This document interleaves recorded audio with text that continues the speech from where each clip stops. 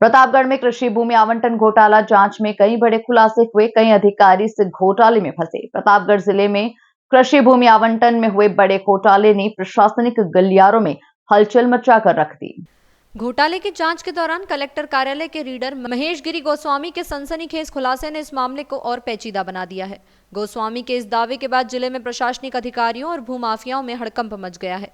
जांच की इस प्रतिक्रिया के दौरान ही रीडर महेश गिरी गोस्वामी सहित एक भू व्यवसायी, एक गिरदावर और एक तत्कालीन उपखंड अधिकारी के सहायक के खिलाफ प्रदेश के राजस्व मंत्री हेमंत मीणा को शिकायत की गई थी, जिसके बाद मंत्री की ओर से जांच के आदेश दिए गए थे। अब गोस्वामी ने स्वयं को जांच शुरू होते ही खुद को निर्दोष बताते हुए उस घोटाले की जड़ तत्कालीन अधिकारियों को बताई है। उन्होंने एक उपखंड अधिकारी, 2 तहसीलदार, 2 विकास अधिकारी, 5 गिरदावर और 6 पटवारियों की संलिप्तता को उजागर किया है।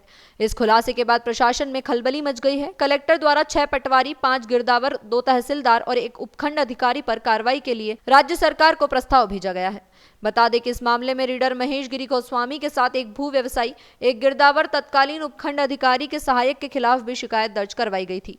सरकार द्वारा गठित जांच समिति की रिपोर्ट में बड़ा खुलासा हुआ है कि बीते 3 वर्षों में 387 भूमि आवंटन मामले में से 202.88 हेक्टेयर जमीन का अवैध आवंटन किया गया था। रिपोर्ट सामने आते ही प्रशासनिक हलकों में हड़कंप मच गया। कुछ मामलों में तो आवंटन निरस्त किए जा चुके हैं।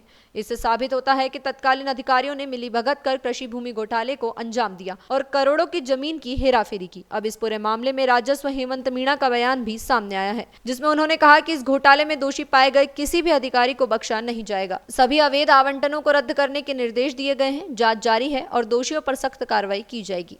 जिला कलेक्टर प्रतापगढ़ ने जिस व्यक्ति को, जिस अधिकारी को इंक्वायरी ऑफिसर बनाया है, उसने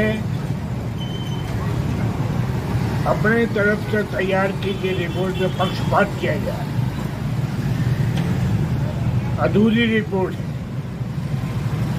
नगर पालिका क्षेत्र में भी बहुत सारे ऐसे नाम हैं जिनको सम्मिलित किया जाना चाहिए था, परंतु पता नहीं किस दबाव में इन इंक्वायरी कमेटी के सदस्यों ने उनको उजागर नहीं किया। सरकार में जो गलत आवंटन की जांच कर रहे हैं,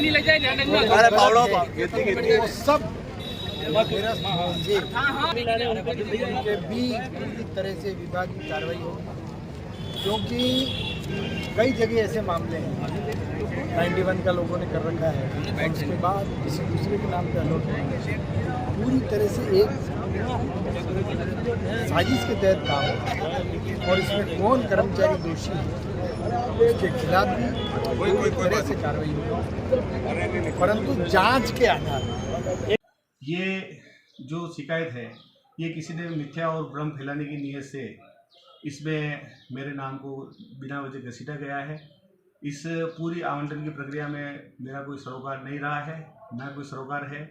जहाँ तक जांच कमेटी का विषय है, तो जांच कमेटी कोई एक व्यक्ति विशेष ही नहीं होती, पूरी कमेटी होती है और कमेटी का मैं सदस्य था। उसके सभी लोगों के जो निर्णय है वो एक मुश्त अंकित किए गए थे, उसमें किसी तरह की कोई पार्शलिटी नहीं की और जो निर्णय पद्धति है, न्यायालय की कोर्ट प्रोसीजर है, उसमें सुनवाई के अवसर के बाद जो पीठासीन अधिकारी ने जो आदेश निर्देश दिए उसके अकॉर्डिंग सारे निर्णय जारी हुए हैं समय पे। और बाकी जो लोग इसके अंदर जांच को दौरान जो लोग इसमें आवंटन में भाग लेने वाले थे, उनके विरुद्ध प्रत्यक्ष से जांच कमेटी ने सिफारिश की है।